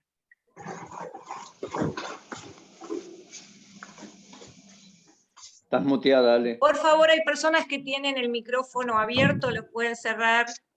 Las estoy viendo aquí justo. Por favor, gracias. Tenemos una pregunta de la doctora Nilda Fink, que es para cualquiera de los tres o para todos. ¿Cuál es el estado actual de disponibilidad de material de control externo en parámetros que son muy dependientes de la metodología? En el caso de los reticulocitos, control externo de calidad, no de los nuevos parámetros que tenga en este momento en la cabeza, no. Sí, en el caso de Sysmex, tiene el Sysmex Insight, que es el control de calidad interno, digamos, que usamos, pero que, digamos, se pasa online y se hace un per group con varios laboratorios y que ahí, digamos, hay un comparativo, es lo más cercano, por lo menos que se me venga en este momento a la cabeza. Bien. Claudio, ¿querés agregar algo? No, nosotros bueno, Nilda, que es la que más sabe en control de calidad, también es una referencia para mí. Le quería agradecer a Nilda, porque me voy a olvidar de Nilda, que es una amiga para mí también. Nosotros para IG, para eritroblastos y todo, hacemos nuestra experiencia con la citomorfología. De hecho, ese corte de 2 que hablé de IG lo establecimos en base a la experiencia Frotis versus automatización. Después el tema de los eritroblastos que comenté, nosotros nos dimos cuenta al principio, veíamos que descontaba bien, o sea, contaba 20% de eritroblastos, el dato aparecía corregido en pantalla, y después nosotros nos dimos cuenta que cuando la eritroblastosis, en caso de eritroblastosis fetal, talasemia mayor, era muy alta, el equipo perdía sensibilidad, y entonces nosotros lo que hacíamos era contar los eritroblastos, en forma, siempre la microscopía para mí es mi referencia, por lo menos particularmente hablo de mí. Contábamos los eritroblastos con los chicos y después íbamos a una subpantalla del equipo y descontábamos, pero no tenemos como un control de calidad. El control de calidad que tenemos nosotros para eso es estandarizar nuestros propios valores, comparar con los extendidos, ver lo que pasa, que me parece que pasa con los demás índices también. Para esos datos no tenemos un control de calidad, sino es nuestra observación microscópica y comparar con el Frotis. Perfecto. Bueno, muchas gracias. En consonancia con esto, el doctor Ricardo Forastiero pregunta, ¿hay controles, además de los internacionales externos, que incluyan estos parámetros celulares en el 2021? No sé quién puede... Yo desconozco. Yo es lo que les decía, digamos, eso en cuanto a los controles. Perfecto. El tema también en los parámetros de reticulocitos es esto de que hay poco, digamos, no hay mucho equipamiento disponible que lo tenga, entonces de a poco yo creo que a medida de que vayan apareciendo más autoanalizadores y más laboratorios tengan este tipo de autoanalizadores que también requiere una cantidad de hemogramas que, digamos, que justifique los gastos como para tener equipamiento tan grande, se van a ir mejorando y se van a ir apareciendo controles, entiendo, en consonancia con esto. Perfecto. Bueno, este Perdón, es para la doctora... Ale. Sí, te voy a dar la palabra, No. así que sí, decilo. Sí, no, con respecto a control de calidad, los controles internos son los que se utilizan diariamente, y las plaquetas son las primeras que se deterioran en el control de calidad. O sea, una vez que se cumple la fecha, que en general es corta la fecha del control de calidad, las plaquetas no las podemos seguir evaluando porque realmente el material se deteriora. Y con respecto a los controles externos, bueno, está el control de la Federación Bioquímica Argentina, que tiene un parámetro de medición de plaquetas. Perfecto. Pero bueno, con respecto a los nuevos parámetros, no hay nada con respecto a eso, así que no podemos conformarlo al doctor Forastiero, pero bueno, es la realidad, es lo que tenemos ahora. Y te quería dar la palabra, Fabiana, porque tenés otra pregunta de la doctora Nilda Fink también, que dice, en trabajos recientes, ¿qué consideraciones hacen sobre el recuento de plaquetas en frotis de sangre periférica? Hay una guía que salió publicada del grupo francés el año pasado, 2020, Dentro de esa guía hay una serie de consejos para toma de decisiones, y frente a ellos lo que dicen es que frente a sobre todo una trombocitopenia, si uno no tiene la posibilidad de mejorar la calidad de la medición contando con un equipo que me permita discriminar la interferencia sospechada, el recuento es una alternativa, es hacer el recuento manual.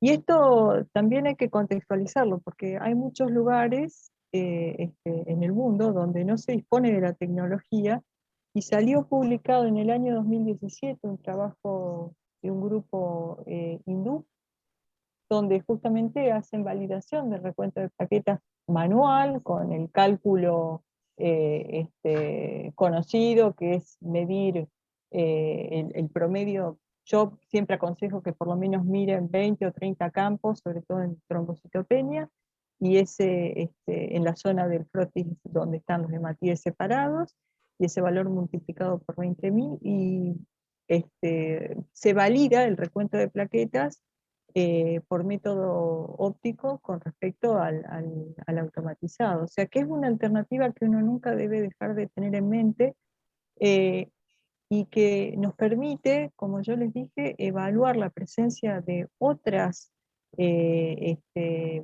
interferencias que podrían presentarse en la muestra y que pueden comprometer la emisión de un resultado erróneo. Ahora, el otro día estábamos hablando con Alejandra y yo le conté que tuvimos un caso de una paciente que llegó para un estudio por trombocitopenia, porque se había colocado la vacuna de COVID, y a las 2 semanas se hizo un hemograma y tenía un recuento de plaquetas muy disminuido, no tenía manifestaciones de sangrado activo, pero por supuesto estaba muy preocupada, justamente por la posibilidad de hacer la microangiopatía. Y cuando le hicimos el recuento, como a todos los pacientes que vienen con trombocitopenia, y sobre todo uno ya tiene el antecedente de que tuvo una trombocitopenia, se les hace el recuento tanto en hemograma como en hemograma tomado con citrato, como en sangre anticoagulada, en hemograma anticoagulado con ETA, como en un tubo con citrato, donde la muestra se diluye un poquito más. Y la paciente tenía una trombocitopenia por ETA. Si fue post la vacunación, no lo sé, si era un proceso que lo tenía previo, tampoco lo sabemos. El asunto es que evidentemente llegó al laboratorio nuestro porque nadie miró un frotis, porque si uno le hubiera mirado el frotis,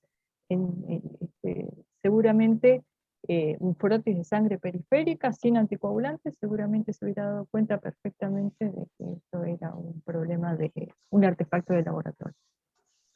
Muy interesante lo que decís, Fabiana, porque no solo el ETA produce esta pseudotrombocitopenia, sino también, como en ese caso de esta paciente, el citrato. Así que si probamos solamente citrato como alternativa, podemos estar confundiendo una pseudotrombocitopenia con una trombocitopenia real realmente. Así que mirar el frotis, como decimos, o sea, los que trabajamos, como dijo Fabiana al principio, que les toca bailar diríamos, con la más escurridiza, que es la plaqueta, los que trabajamos en función plaquetaria, si no miramos el frotis y para hacer mismo diagnóstico de trombocitopatías, creo que lo tenemos como ya insertado. Pero bueno, es un tipo especial dentro de la hematología. Se supone que aquellos centros con gran caudal de trabajo, a veces, bueno, esto no puede lograrse, lamentablemente. Vamos a seguir con otra pregunta de la doctora Nilda Fink, que sería para Luciana Hualco o para cualquiera que quiera contestar. ¿Habría que incluir en forma definitiva el índice de número absoluto de neutrófilos y linfocitos en el hemograma? Creo que sería interesante incluirlo, ya que, digamos, sería realizar una cuenta, es agregar un ítem dentro del informe, y me parece que agilizaría un poco el tema de hacer la cuenta.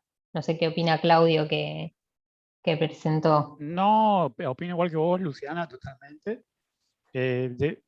Según mi opinión, es que es la misma opinión que vos, debería incluirse porque en realidad lo enseñamos en los chicos de la facultad. Lo que nos interesa es el valor absoluto. ¿Cuántos neutrófilos circulan? ¿Qué cantidad? No me interesa si es 40%, 50, 60 o 70. Me interesa saber sobre qué volumen total de glóbulos blancos y saber qué porcentaje. Yo sé que por debajo de 1500 neutrófilos ya estoy en neutropenia y por debajo de 500 ya estoy en problemas grandes. De hecho, la bibliografía la llama agranulocitosis debajo de 500 neutrófilos, que es un proceso donde el paciente queda totalmente inmunocomprometido. Así que, por supuesto, para agilizar un poquito el tema de los médicos, que no estén haciendo una cuenta y todo, mandar el valor absoluto. Nilda y Luciana, comparto, habría que incluirlo dentro de los resultados que se le informa al médico. No sé si la doctora Fink quiere agregar algo o está bien así. Está muteada. Ahí está, sí, ahí me desmuteo. Sí, no, me parece interesante, sobre todo para la gente que se maneja haciendo un hemograma manual, que pueda aportarle otros valores al informe que entrega, ¿no es cierto? Además que no solo en el caso de COVID se encontró eso, sino que hay otras patologías donde ese índice se encuentra alterado y tal vez informándolo, bueno, llegue a verse que hay otras cosas donde por ahí puede ser relevante, ¿no? No sé, eso es un poquito más secundario, pero sería interesante. Nilda, ¿me permitís agregar a tu comentario? Hay un dato histórico de muchos años, que es el riesgo de aplasias medulares, y donde el recuento de valor absoluto de los neutrófilos es prácticamente un marcador muy precoz de ese proceso, que implica inmediatamente la consulta y una acción terapéutica y la búsqueda de la etiología de ese proceso de aplasia. De modo que nosotros no estamos acostumbrados en la rutina de la entrega del resultado del hemograma, darle importancia al valor absoluto como límites para que se tome conciencia de esos riesgos. Entonces ahí sí vuelve a cobrar mucho valor darle la importancia que tiene, ¿no? Sí, yo agregaría que, por ejemplo, esto y lo que hablaba la doctora de las plaquetas, sobre todo el recuento directo, ¿no es cierto?, en el frotis. Bueno, la gente que hace todavía, que existen y son, sobre todo en algunos lugares más chicos, que trabajan con recuentos manuales, es importante, me parece, poder darle más información, ¿no?, que pueden sacar de un frotis. Sí. Bien. Bueno, muchas gracias. Seguimos entonces con la pregunta del doctor Carlos López, que es para Luciana. ¿Qué valores de reticulocitos esperamos en pacientes bajo tratamiento con hierro? Esa es una parte de la pregunta. ¿Se debe suspender la administración antes del recuento? ¿Cuánto tiempo? ¿Hay diferencias en el valor hallado según la forma de administración de hierro? Voy diciendo la primera parte, entonces. ¿Qué valores de reticulocitos esperamos en pacientes bajo tratamiento con hierro? En realidad no es que uno espera un valor determinado de reticulocitos, digamos, con tratamiento con hierro. Lo que uno sí ve es que previo al tratamiento, que sería lo ideal, no suspender un tratamiento, sino al momento en que uno está haciendo un diagnóstico, hacer un recuento de reticulocitos, si es posible, con estos nuevos índices, y uno esperaría que en un paciente, digamos, un paciente que ya tiene una ferropenia de estadio 1, ya los valores serían por abajo de 29, seguramente hay trabajos de Müller y colaboradores que proponen que menor a 27,2 ya es una ferropenia, digamos, que se va a desarrollar. Hay distintos puntos de corte para también en pacientes con IRC menor a 28. En los pacientes que uno, después de esto, digamos, lo ideal sería tener un valor basal. De hecho, las guías Kadoki lo que proponen es que antes de empezar digamos, antes de poner un paciente en hemodiálisis, realizar un recuento de reticulocitos con índices para tener un valor basal y después volver a analizarlo luego de la administración de eritropoyetina o de hierro, cómo se modifican. Lo importante, más que el valor en sí, es cómo se modifican esos valores. Se espera que en la administración con hierro vía oral, a los 4 o 5 días ya se empiecen a modificar como para verificar si ese hierro se está absorbiendo o no. Seguro a los 7 días debería haber un cambio, si no, uno pensaría que hay una cuestión absortiva. En cuanto al hierro endovenoso, a los 2 días ya debería haber cambios en la hemoglobina reticulocitaria y en el IRF, que estos índices lo que tienen es que se modifican muchas veces antes del valor de reticulocitos en valor absoluto o en valor porcentual. Y para la administración de eritropoyetina, a las 48 horas de administración hay un pico en el valor del IRF que se estabiliza a las 92. Es eso más importante, no un valor en particular. Si el valor lo que te sirve es para analizar en un inicio si hay una posible deficiencia de hierro o una deficiencia de hierro, si el valor de hemoglobina reticulocitaria ya está por abajo de 27,2, que es de los valores más bajos propuestos para analizar una ferropenia. En cuanto a las diferencias en el valor allá o en la Ya lo formulación, es dijiste. eso. Sí, ya está contestada y agregaste lo de la eritropoyetina. Así que creo, Fabiana. ¿Puedo agregar un comentario a eso? Un segundito nada más, perdóname. Sí. Hay otra cosa muy interesante y es el dato inesperado. Uno espera las respuestas de hemoglobina reticulocitaria, como comentó Luciana recién, como si fuera el mecanismo normal, que todo funciona bien, que la terapia está respondiendo. El tema es cuando se da la terapia, ya sea con hierro o ya sea con eritropoyetina, no importa cuál sea la causa original que motiva la terapia que corresponda, pero si la hemoglobina reticulocitaria no se incrementa, nos está diciendo que hay otro factor que está interfiriendo y debemos de alguna manera despejar ese factor. En la mayoría de las veces son procesos inhibitorios de la eritropoyesis a nivel medular, mediados por citoquinas o por la metástasis de un tumor o por otro tipo de proceso, y entonces esto significa dejar de gastar pólvora en chimango, porque la terapia endovenosa con hierro es muy cara, la terapia con eritropoyetina es muy cara, y en solo 2 días de respuesta de hemoglobina reticulocitaria uno puede saber si el tratamiento está siendo efectivo y vale la pena seguir, o eventualmente hay que cortar y buscar la causa de la interferencia. Perfecto, o pedir una sangre oculta de materia fetal a ver si está yendo por Entre otro otras lado. cosas, sí. Muy bien. Bueno, gracias Alberto. Fabiana. Le quería preguntar a Luciana si hay alguna limitación de tiempo para medir reticulocitos. O sea, ¿qué es lo que pasa en función del tiempo con la medición de reticulocitos? En un principio se pensaba que tenía que ser inmediata la medición porque se sabe que los reticulocitos siguen madurando in vitro. Nosotros hicimos la experiencia en el hospital y hay varios trabajos publicados que si uno mantiene la sangre refrigerada en la heladera, se pueden medir hasta 24 horas después y los valores reticulocitarios se siguen manteniendo.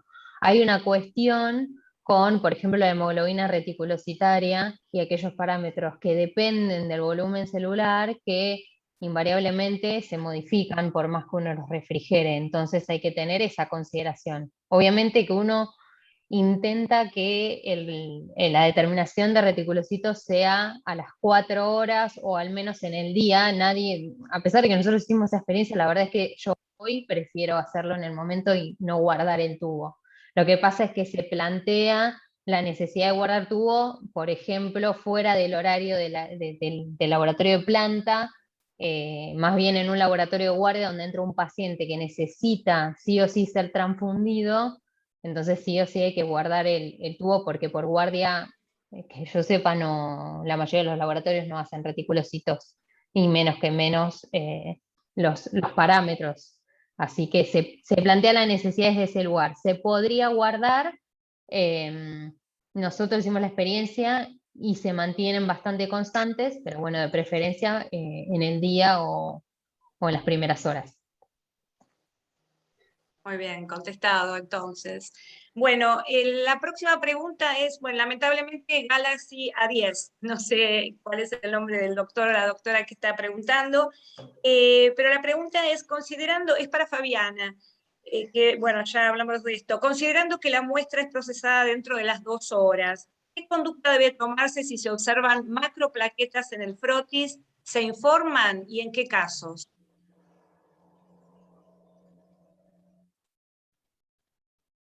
El procesamiento de las 2 horas es fundamental para evitar modificaciones en el volumen plaquetario medio. Si hay macroplaquetas en el frotis, es observables, ¿no?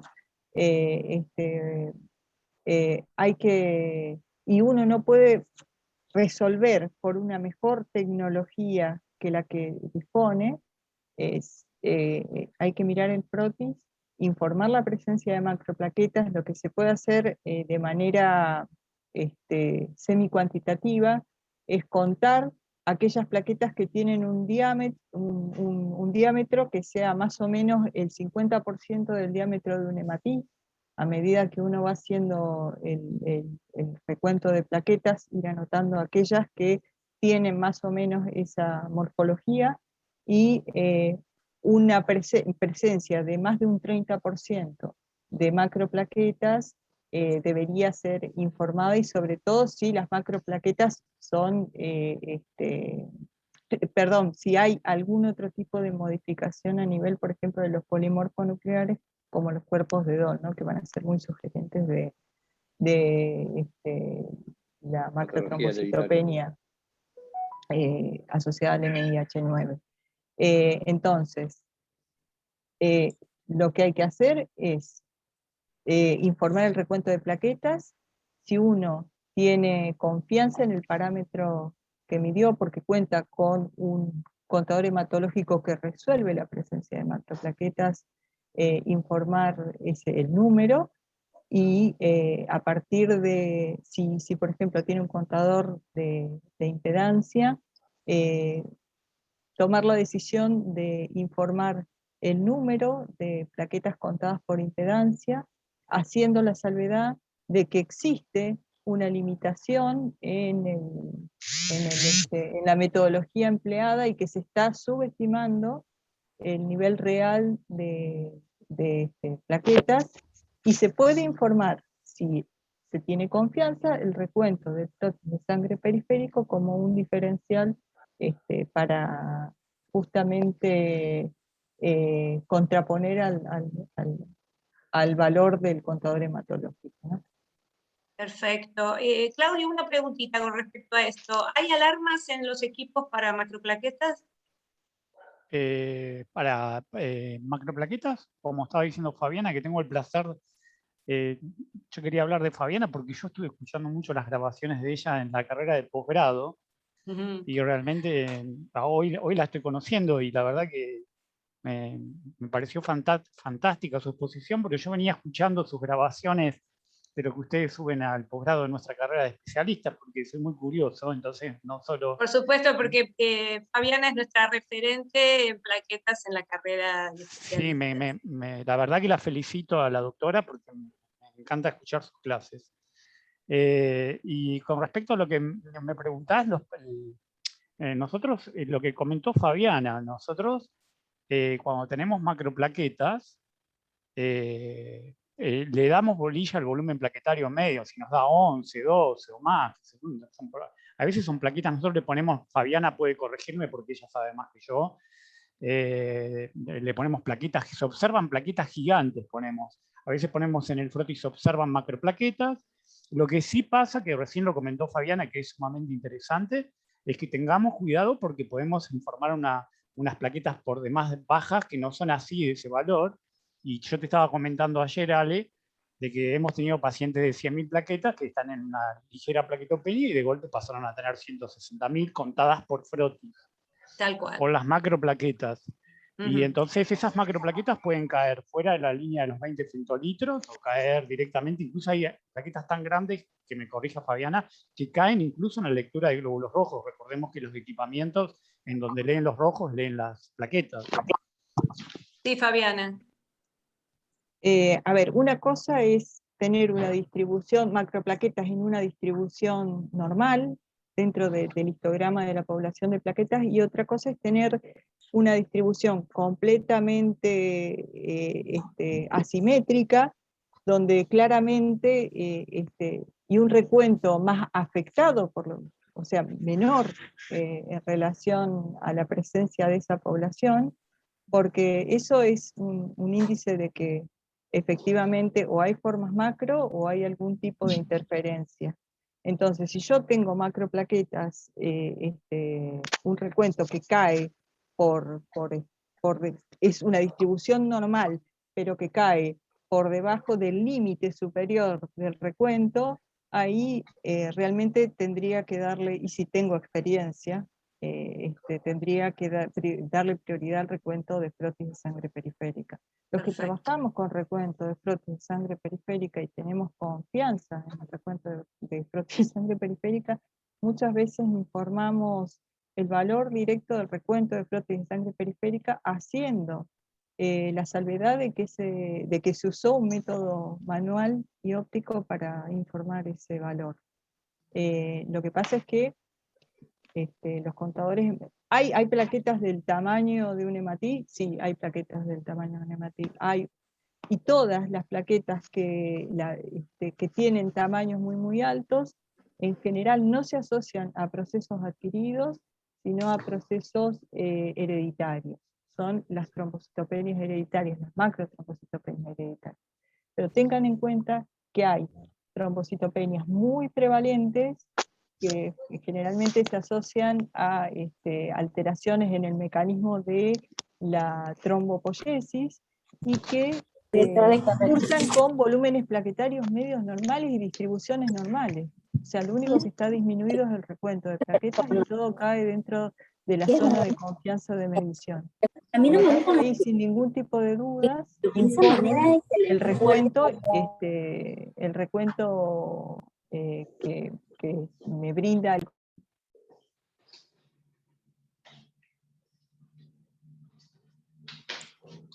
Bueno, se ve que silenciaron para que no pasase esto y silenciamos. Ahí está, Fabiana, ya tenés micrófono. Bueno, no sé dónde me quedé, pero les digo que hay plaquetas, hay trombocitopenias hereditarias que tienen plaquetas de tamaño normal. Entonces, perfecto. nada, informar el recuento y asegurarse de que no hay ningún tipo de interferencia mirando el PRO. Perfecto. Bueno, vamos a hacer unas últimas preguntitas, así le doy la palabra al doctor Lazarowski también. Hay unas respuestas rápidas. Brenda Betiana Orrat, en cuanto al contenido de hemoglobina en reticulocitos en los equipos que la tienen para investigación, ¿cómo la puedo validar para poder usarla en clínica? ¿Comparar con qué analito? Bueno, no sé de qué equipo será que está hablando. En general, por lo menos los autoanalizadores que yo conozco, de los que más se están usando, no es que no la tienen en investigación la hemoglobina reticulocitaria, sino que es un valor que ya es informable. Lo primero que habría que hacer es hablar con el fabricante a ver por qué está en investigación y no como un parámetro reportable, si es una cuestión que falta algún papel o algo burocrático, o todavía tienen algo que mejorar. Eso sería lo primero. Perfecto. Lo más probable es que sean equipos más antiguos de versiones más modernas, y por eso estaba como investigación, porque era cuando recién aparecía. Bien. Bueno, la otra pregunta también de Moto es 7. En la alarma de linfocitos atípicos, ¿incluyen linfocitos irritativos y monocitos irritativos? Y en el informe de la fórmula, ¿los cuentan dentro de los 100 glóbulos blancos? Claudio. Bueno, nosotros, se sabe que hay mucha terminología de esto, hemos hablado con Nilda tanto tiempo, tantos años, linfocitos atípicos, linfocitos reactivos, linfocitos irritativos, y puedo seguir poniendo nombres. Nosotros les llamamos inmunocitos, así los tenemos agregados en nuestro hemograma y van incluidos dentro de la fórmula leucocitaria, dentro de los 100 glóbulos blancos que contamos dentro de la fórmula. Lo que no va dentro de la fórmula, eso siempre lo recalco, parece una tontera, pero no van los eritroblastos, obviamente, que eso afecta a los blancos, pero no van en el conteo de la fórmula. Perfecto. Bueno, hacemos cortito, así no dejamos a nadie. Bueno, acá tengo la pregunta, ya la puso el doctor acá en el chat, el doctor Lazarowski, le pregunta a Fabiana o a Luciana. Teniendo en cuenta que la fracción de reticulocitos inmaduros, como el índice de plaquetas inmaduras, son propuestos como indicadores de recuperación medular después de la mielosupresión en procedimientos de trasplante o en tratamiento con quimioterapia, podría decir que cualquiera de los dos parámetros servirían para evidenciar el engraftment de la médula ósea luego del trasplante, o hay alguno que presenta ventaja con respecto al índice de plaquetas inmaduras o a la fracción de reticulocitos inmaduros. Yo quiero que se peleen entre ellas. Claro, va a ganar Luciana en este caso, me parece. Presenta ventaja el índice de reticulocitos inmaduros en tanto que no se modifica ni por inflamación, ni por infección, ni por transfusión de plaquetas si es necesario. Y que está propuesto que se adelanta 3 o 4 días al aumento de neutrófilos. Por eso es que se propone como este nuevo parámetro que da una idea del engraftment de la médula mucho tiempo antes. Esa salvedad con respecto al índice de plaquetas inmaduras sí sirve, pero lo que se dice es que no estaría modificado ni por transfusiones, ni por macroplaquetas, ni por, digamos, ni como reactante fase aguda, que a veces las plaquetas funcionan como eso. Vamos a ver qué nos dice Fabiana, defendiendo ahí a las más chiquitas.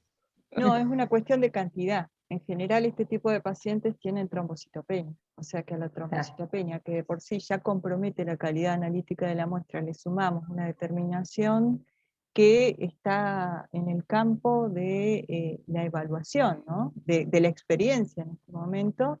Evidentemente, todavía creo que quedan por definir algún tipo de metodología que lo vuelva una medición de mayor fortaleza. Pero de todos modos, los que trabajan con plaquetas reticuladas defienden la medición de plaquetas reticuladas, pero en general la medición de plaquetas reticuladas también se realiza por citometría de flujo.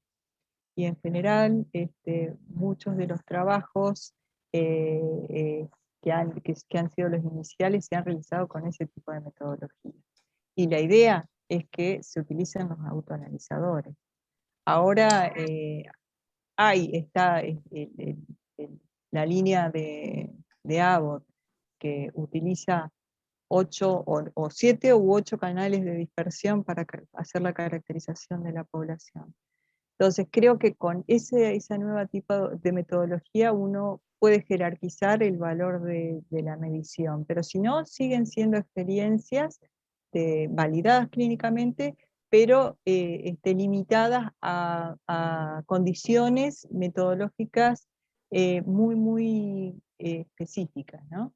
Así que Perfecto. nada, le doy a Luciana El baluarte. la ventaja. Sí.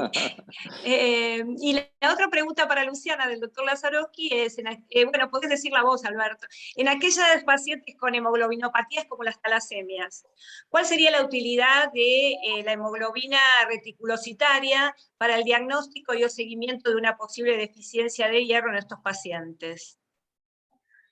En este tipo de pacientes se está estudiando un poco la utilidad de hemoglobina reticulocitaria y en principio lo que se planteó es que no sería tan útil en una deficiencia, o sea, digamos, en un rasgo talasémico junto con una deficiencia de hierro, porque podrían presentar valores de hemoglobina reticulocitaria disminuidos aún sin presentar una deficiencia de hierro. Entonces, siempre se sugiere o se recomienda además agregar en la evaluación de un perfil férrico. Pero también a su vez, por el otro lado, al analizar todo esto, hubo grupos que lo que hicieron fue cómo podían reconocer en estos pacientes, digamos, el diagnóstico no diagnóstico de talasemias, pero sino ver la gravedad de la talasemia, si era una beta más o una beta cero, y al estudiar la hemoglobina reticulocitaria proponen una especie de algoritmo utilizando la hemoglobina reticulocitaria junto con la hemoglobina total y otro índice que dan los autoanalizadores, que sí no es informable, pero que están en estudio, que es el cociente microcitos y, digamos, hipocromía, pero como un valor de hipocromía que da el autoanalizador como un porcentaje de microcitos hipocrómicos, así vendría a ser. Así que sí habría que tomarlo con pinza en estos pacientes y no siempre pensar en una, digamos, en una deficiencia de hierro, teniendo la salvedad de que presentan hemoglobinas reticulocitarias menores a los que presentan los pacientes sin ningún tipo de hemoglobinopatías, pero de todos modos siguen estudiando esto. Y dependería también, perdón, del rasgo talasémico, si son portadores o si son pacientes que tienen una beta 0, un codón de stop, una beta mayor, digamos. Importante. Gracias, Perfecto. Luciana. Tus respuestas dan clara noción del lugar que te mereces en la Comisión de Eritropatías de la Sociedad. Bien ganado. Pensé que ibas a decir con respecto a su profesor. No. Bueno, siempre los alumnos Nos superan superan a y, los profesores, y eso y nos está dan bueno. felicidad. Yo me estoy deleitando con las respuestas de los tres, así que le voy a hacer una pregunta bueno, es del doctor Lazarowski y es algo que también tenía. Cuando aparecen macroplaquetas, ¿cómo sabemos que no son microvesículas eritroides? Especialmente en post-transfusión de una bolsa de glóbulos rojos envejecida. Ahí le estamos dando al banco de sangre. Sí, a ver, primero, en relación a la pregunta anterior, lo que me olvidé de defender es el impacto de la determinación de plaquetas reticuladas en el tratamiento con trombopoyéticos miméticos. Ahí sí, las Muy plaquetas bien. reticuladas cobran valor, Importancia, ¿no? claro. Pero bueno, Para la también respuesta. eso está en estudio, son drogas nuevas, así que justamente vamos seguramente a ver resultados más adelante. Con respecto a los fragmentos de eritrocitos, los elimina claramente las metodologías que utilizan dispersión con 2 ángulos de medición. Eso claramente elimina el artefacto de la presencia de eritrocitos. Y, insisto, mirar el PROTI, volver y confirmar Bien. el recuento. El impacto va a ser una sobreestimación, pero ya con 2 ángulos de medición está claramente comprobado que se supera esa situación. No así la presencia de fragmentos celulares que pueden existir, por ejemplo, en pacientes en tratamiento con quimioterapia. Exacto. Ahí de nuevo porque la complejidad de la plaqueta permite discriminarlo de los fragmentos de eritrocitos o de microeritrocitos. Pero los fragmentos celulares tienen complejidades similares, por lo tanto, de nuevo, el frotis. Y en el frotis es difícil de diferenciarlo. Lo que hay que ver claramente es por ahí la condición clínica del paciente, ¿no? Para poder informar. Perdón, doctora Fink, estamos pasados de la hora. Yo no sé si seguimos unos minutos o porque estamos 12 minutos pasados. No sé. No sé, creo que queda una sola pregunta, sí, me parece. Queda una pregunta que, bueno, es más vale, bueno, se la voy a dar a Fabiana. Paciente vacunado tras la segunda dosis presenta a los 2 días hematomas. Se realizan pruebas de factores de coagulación y todas dan normales, o sea, hemostasia normal. El proceso de hematomas duró hasta su reabsorción, que fue de 20 días. ¿Han tenido casos así? Nos estamos refiriendo a post vacuna, ¿no? ¿Hematomas o equismosis? Porque no, claro, se refiere a hematoma. Aquí hay que ver la interpretación. No sé si será un hematoma realmente. ¿Quién lo evaluó? Perdón, ¿no? ¿y como hallazgo? Nada más el hematoma que duró 20 días hasta que se reabsorbió. Sin disminución del recuento de plaquetas. Dice pruebas de coagulación normales. Podemos pensar en que podría haber una plaquetopenia post vacunación. Hay plaquetopenia post vacunación, sí. pero en general es leve. Se evidencia cuando se profundiza la plaquetopenia, y si no está relacionada a una microangiopatía y el sangrado va a ser un sangrado activo cutáneo mucoso, así que ahí hay que jerarquizar la clínica del paciente en relación al hallazgo de laboratorio. Tal cual. Pero Bueno, nosotros no trabajamos con pacientes con COVID, ni trabajamos tampoco, no tenemos mucha experiencia con pacientes post vacunación, porque en general para los estudios de hemostasia estamos tratando de, si los pacientes se han vacunado 15 días previos al estudio, se suspende el estudio. Para después Se deja por lo menos un mes. Son pacientes que en realidad no requieren, sí, por supuesto, sí es una situación que no requiera ninguna urgencia. Así que no tengo mucha experiencia, es lo que he leído como reportes de casos en la literatura. el único caso que nosotros tuvimos, ya que habla, ¿no?, de factores de coagulación y un poco de hemostasia, y puedo meter ahí el dedo, nosotros tuvimos derivado un paciente post vacunación que hizo una trombosis del dedo del pie, no era un hematoma, era una trombosis del dedo del pie, y bueno, había sido vacunado con AstraZeneca, que sabemos que ha habido algunos casos publicados en el mundo.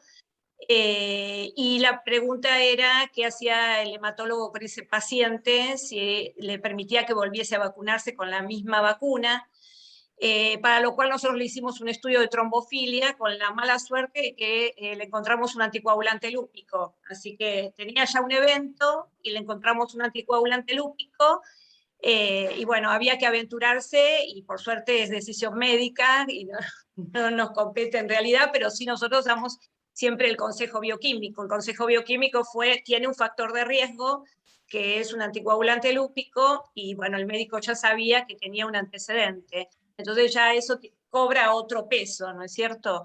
Ahora, como se dijo en general, decirle a un paciente que no se vacune, y si la única disponibilidad que tenía en ese momento era una vacuna, es muy complicado. Por eso no quisiera estar en ese momento en lugar del hematólogo, decirle, bueno, espere o no espere. Una persona que de cierta edad y con actividades docentes que no podía dejar de hacer.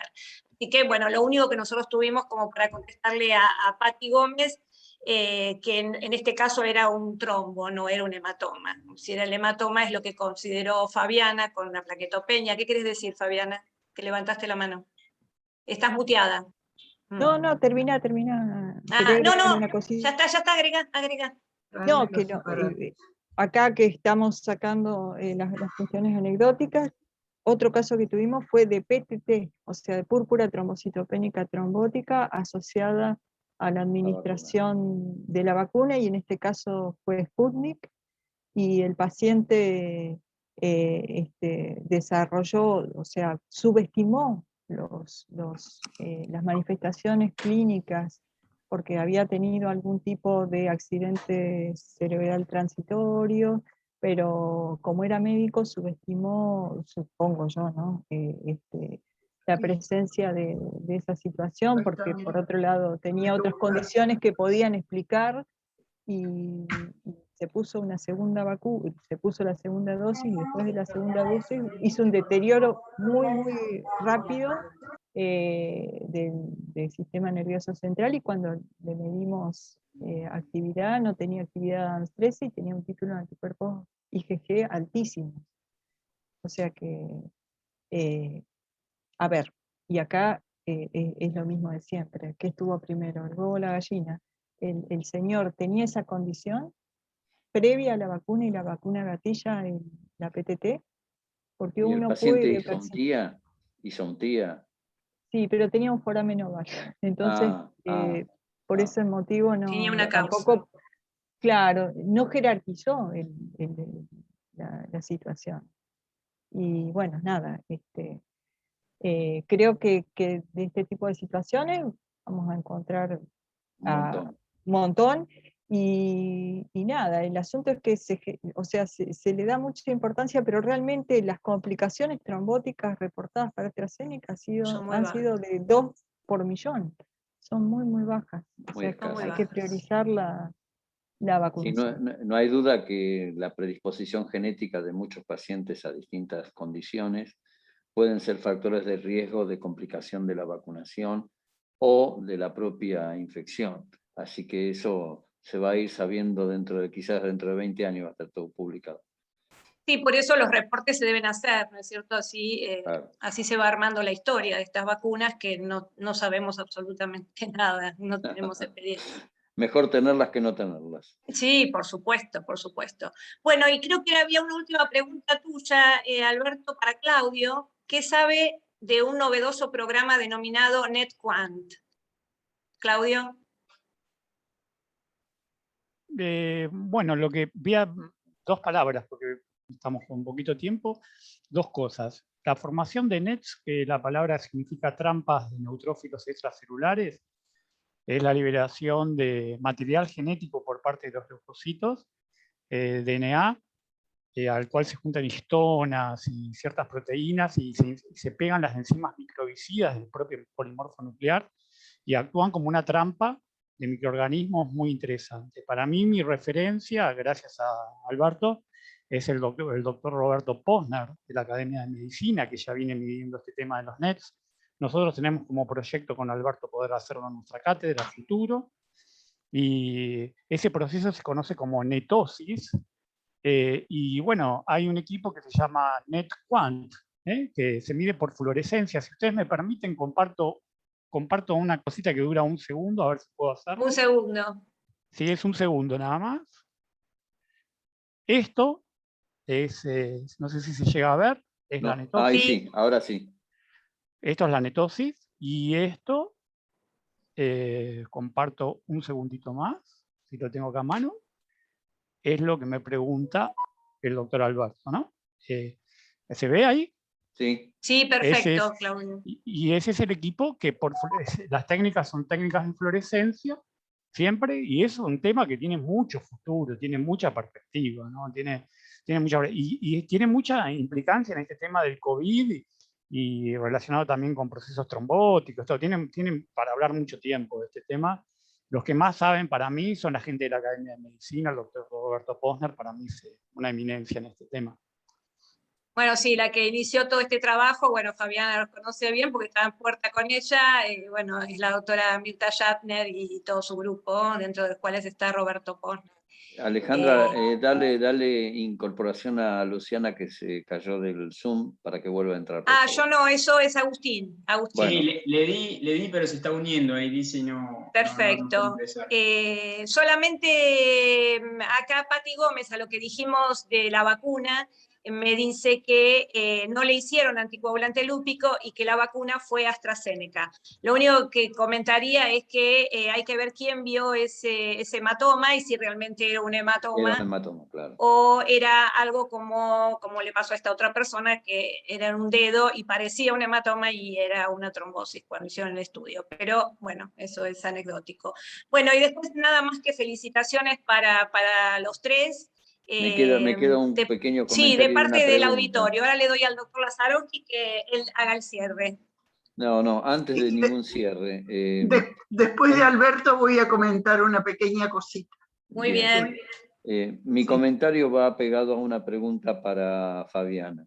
El comentario es la importancia del reticulocito y la hemoglobina reticulocitaria, pero fundamentalmente el reticulocito en sí mismo, que fue la primera fuente en la historia de la genética que nos permitió clonar el gen de la hemoglobina, porque obviamente el 99% del mensajero prevalente en el reticulocito está codificando hemoglobina, que es lo que el glóbulo necesita. En función de ese criterio, mi pregunta es si se sabe qué codifica el RNA presente en las plaquetas, si esa puede ser una información útil para distintas patologías o de distintos tipos de respuesta plaquetaria según a qué estímulo esté respondiendo. Bueno, usted juega con una más fácil porque la plaqueta sintetiza un montón de cosas. Entonces, justamente. Su maquinaria, su proteómica, en realidad sigue manteniendo el nivel representativo de lo que es la producción en megacariocitos, ¿no? Porque eso guarda la maquinaria sintética que estuvo presente en el megacariocito, que se detiene, por supuesto, ya en el proceso de trombopoyesis, pero hay que verlo con la proteómica. Yo no tengo la respuesta en este momento. Lo que sí sé es que, por ejemplo, las plaquetas esto es un trabajo publicado en 2013 en Blood, que el fibrinógeno, que es un marcador de riesgo Reactante de fase aguda. arteriotrombótico, sí, pero independientemente, no como reactante de fase aguda, sino el aumento del fibrinógeno de manera persistente como marcador de riesgo de enfermedad arteriotrombótico. Sí. Eso lo vemos en el feto muerto retenido, una patología.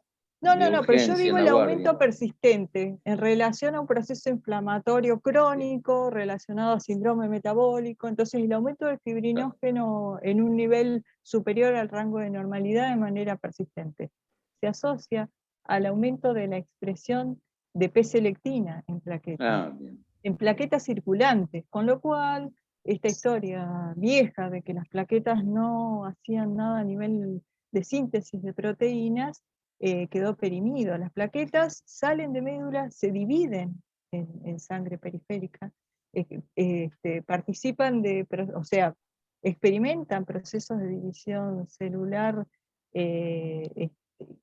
dando origen a plaquetas nuevas, chiquitas, y es parte del proceso también de maduración en sangre periférica. Son poco prevalentes a nivel, por eso no las vemos en el PROTE, pero en algunas circunstancias donde hay alteración de la trombopoyesis sí se ven formas jóvenes que terminan de madurar en sangre periférica. Así que, a ver, supongo que la proteómica nos puede dar una respuesta. O la secuenciación de ese RNA, obviamente.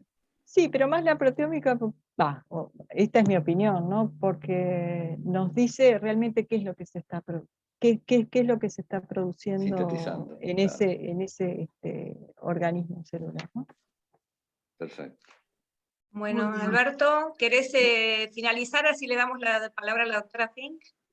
Yo solo agradecer a los expositores que han sido extraordinarios, no solo en la exposición, sino en la calidad de las respuestas y la profundidad del conocimiento que virtieron, y obviamente las preguntas que surgieron, saco las mías de ahí, me refiero a las preguntas del auditorio, que han sido más que oportunas y permitieron enriquecer esta presentación. Y agradecerle a Nilda, por supuesto, la iniciativa, como siempre. Ella es una locomotora que empuja todas estas cosas y le permite a los jóvenes crecer. Bueno, yo solamente les agradezco, les quiero comentar que tienen muchas felicitaciones en el chat, que hay gente de todo el país escuchando, e incluso del exterior escuchando, que hemos tenido una audiencia importante, que nos han acompañado hasta ahora, hasta este momento. Hay un grupo grande de personas unidas a la presentación, que siempre cuando vienen las preguntas a veces baja un poquito el número de registrados, y más que nada para invitarlos, porque también eso lo preguntan en el chat, que todos los terceros miércoles de cada mes hay una charla, y la próxima va a ser el 15 de septiembre, así que estén atentos a la difusión de la próxima para conectarse y poder contar con ustedes. Y esto es un agradecimiento muy grande, tanto a los disertantes como a los que nos acompañan, en nombre de todo el Comité Científico Permanente. Así que muchísimas gracias. Y el aplauso Muchas virtual. Gracias. Un aplauso. Bien. Aplauso virtual. Aplauso virtual. Muchas gracias, doctora Fink. La discusión hermosa. Sí. Hermosa. Muy bien. Sí. Muy bien. Sí. Alejandra, bueno, por favor. No, agradecerle a todos que se hayan quedado. Llegamos a tener 105, creo, participantes. Ahora estamos un poquito más de la mitad, pero la verdad nos hemos pasado media hora y la gente nos acompañó, así que las preguntas y las felicitaciones me dan mucha alegría y he pasado una tarde muy linda en compañía de ustedes. Muchas gracias. Muy bien, muchas gracias. Gracias, Fabi. Gracias. Gracias a todos. Luciana, Claudio, chao. Gracias a todos. Muchas gracias. Gracias a todos. Muy bien. Listo.